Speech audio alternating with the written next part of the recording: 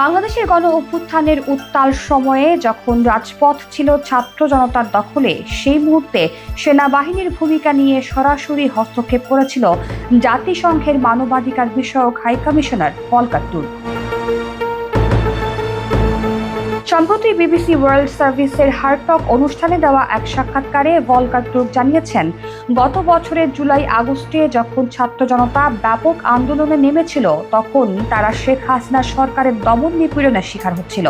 সেনাবাহিনীকে স্পষ্ট বার্তা দেওয়া হয়েছিল, যদি তারা এই দমন নিপীড়নে অংশ নেয় তাহলে জাতিসংঘ শান্তিরক্ষা মিশনে থাকার সুযোগ হারাবে।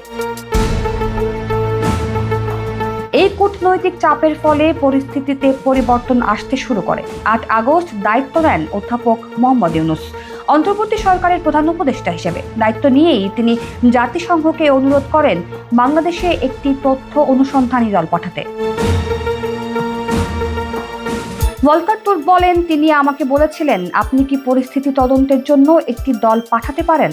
আমরা তাৎক্ষণিক ব্যবস্থা নিয়েছিলাম এবং এটা কার্যত পরিস্থিতি সামলাতে সাহায্য করেছিল। ভলকার তুর্ক আরও বলেন, বাংলাদেশ সফরের সময় তিনি দেখেছেন কিভাবে জাতিসংঘের অবস্থান ও সহযোগিতায় ছাত্রদের মধ্যে আশার সঞ্চার হয়েছিল। তিনি জোর দিয়ে বলেন, আন্তর্জাতিক চাপ, মানবাধিকার সংগঠনগুলোর ভূমিকা এবং কূটনৈতিক সংলাপের কারণেই সেনাবাহিনী শেষ পর্যন্ত সরাসরি হস্তক্ষেপ থেকে বিরত ছিল।